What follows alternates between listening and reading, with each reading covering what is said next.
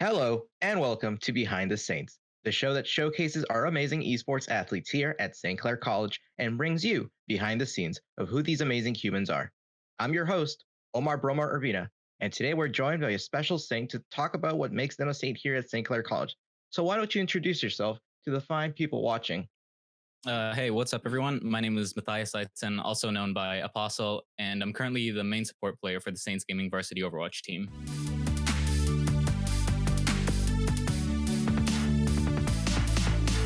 And what exactly does a main support player do? So in Overwatch, all the characters are broken up into three categories. There's the damage characters, the tank characters, and the support characters. And to simplify the support characters, they're basically just the healers. Their job is to keep everyone else on the team alive. But they're called supports because they can also do a lot more than just heal. They can also support their teams by using their different utility abilities and stuff like that. When playing the game, do you usually find teams full of just supports, seeing how important and crucial they can be to the actual way the game is run?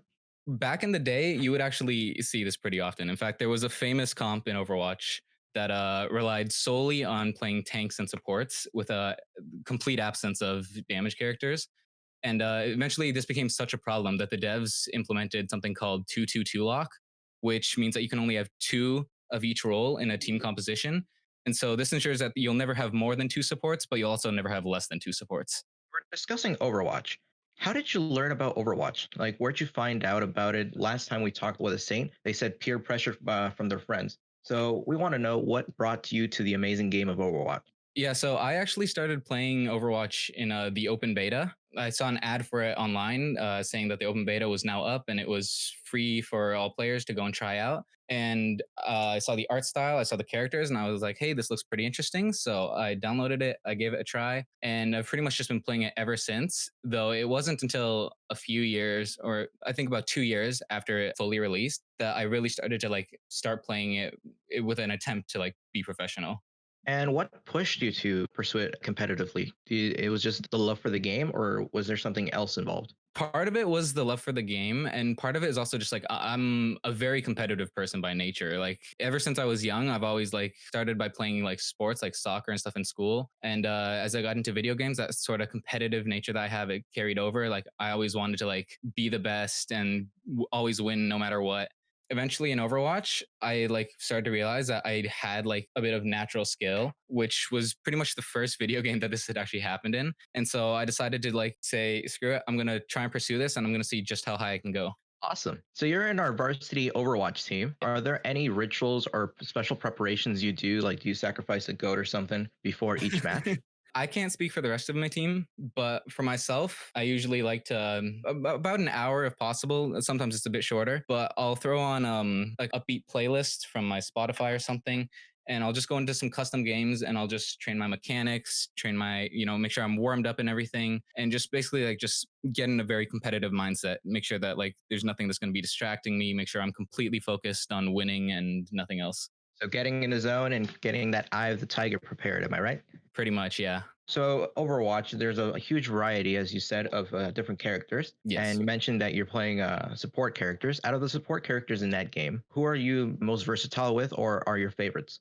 As for who I'm most versatile with, I'd probably have to say it's the character known as Brigitte, also called Brig by a lot of people. And this is because when I'm not playing with the Saints varsity team and before I joined the team, I was actually a tank player. And Brig is very similar to a tank character in a lot of ways. And so the vast experience I have on tank, it really carries over to Brig. And it means that I can have the most of my skill transfer over to the support role from that tank role. And so that's probably who I'm best with. But as for who I enjoy the most, it's probably going to be Lucio. And he's a character that is very fast paced, very quick, and he's very popular among lots of players because of this. He has the ability to wall ride as well as a speed boost ability, which means he has the highest movement potential in the game. And it's just a lot of fun to play and zoom around the map at him as him. So you mentioned that you played this game competitively before you came to Saints Gaming. How long have you been with Saints Gaming and a student at St. Clair College? I'm a first year student. I joined Saints Gaming, the Overwatch varsity team, in September. I just did the tryouts midsummer, and in September they contacted me and they was like, "Yeah, we like you. We want to bring you on the team." And then I started playing with them there, and I've also been doing my classes since the same time. How would you describe is the atmosphere in Saints gaming overall in varsity and at St. Clair? In my experience, it seems like an atmosphere where everyone is enjoying themselves. Like there's really no kind of gripes or complaints that I really see. If they are, it tends to be small stuff. But everyone just seems to like be very happy with the program, very happy with what they're doing. Everyone seems to have a passion for what they're pursuing, and I really like that atmosphere. Always great because some people just think it's just video games. People are just slacking here, but For no, sure, for sure. people are just pursuing an actual career and actual life achievements. 100%, yeah. Are there any other games you play competitively? I don't really play competitively, but I enjoy watching Smash Bros competitively. I play it a lot casually, especially with my friends. But I do try and tune into tournaments and stuff that I see coming up on YouTube and on Twitch. It's a game I would love to get good at, but I've been a PC player for pretty much my entire life. I never really played on console as a kid much, other than like the Wii I had. So I feel like it kind of hinders me a bit because I just have no experience with a controller. And so it makes the skill gap between me and players who have a lot of experience using a controller very obvious when I try to play competitively. But despite the fact that I'm not very good at it, I do still enjoy watching it and seeing just what the top level looks like. Thoughts on Steve, the new DLC character? Steve is very interesting. He requires so many inputs to be able to play well. You have to have a very intricate knowledge of like what abilities are best to use when. And a lot of his moves are more setup moves than they are just like instant impact moves. Like with the normal characters in Smash, a lot of times you press a button, you get a result. But with Steve, it seems like there's a lot more of like planning ahead and setting up a strategy. So when you're playing Steve, it almost feels like you're playing chess at the same time. Interesting, interesting. Steve is definitely one of those more technical characters of the game. Oh yeah, he's unlike any other to be sure. So right now you're in the varsity Overwatch team. Do you want to pursue a more professional Overwatch career after varsity? Yeah, well, actually, as I mentioned before, I joined the varsity team. I was actually playing Overwatch competitively in there. I was playing main tank, and I've been playing main tank in that competitive role outside of Saints Gaming for about 2 years. And over that time, I ended up climbing to a really high level. The teams I joined, one of them ended up getting to the tier 3 level, which this is like this in most games, I'm assuming. In Overwatch, there's the tier 1, which is the Overwatch League, the Premier League. There's tier 2, which is considered contenders and contenders trials. And those are basically the feeder leagues for the tier 1 league. And then there's tier 3, and that's like open division and other tournaments. And so that's where the team that I played with was able to sort of stand. If we ended up disbanding, but if we had stayed together, I'm sure we could have like gone really far. Awesome. All right. So there's a one question I just got to ask. From one non-Overwatch player to an actual Overwatch player, how do you keep track of everything that's going on the screen? Honestly, it takes a lot of practice. What it comes down to most is probably just experience. Like eventually, your brain just kind of adapts and shifts and becomes able to tell where everything is. I've been playing the game for a long time. I've close to 2,000 hours now, I'd assume. Even then, there's still sometimes where there's something happening right in front of me, and I'll just somehow completely miss it. So even the best players in the world, there's actually a term for this in the professional community. Well, on the casuals know this too, actually, but it's called C9, the professional team Cloud9. In one of their matches, way back in like the early days of Overwatch, they were capping a point, but at the last minute, they somehow all just had a lapse in judgment and stopped capping the point, moved completely away. And so the overtime went down and they ended up losing the game because of this. And so this is now referred to as a C9 in game. And this is basically when there's so much happening on screen that you completely forget about the actual objective and what you have to do to win. And you make a bad play and it causes you to lose the game because of this. It really just comes down to having the experience to be able to tell what's happening where, being able to absorb all the info. But no matter how much experience you have, you can never be perfect in a game like Overwatch. It's an incredible message for all of our new Overwatch players that feel a little bit sad that all of a sudden they're out of the loop. It happens to the best of them. One more thing is like when you start the game, stuff is going to be like a lot simpler to take care of. The more you climb and skill, the more stuff starts happening on screen and the more stuff is important that you need to keep track of. So long as you just like climb naturally and just improve yourself, you'll also improve your ability to process what's happening.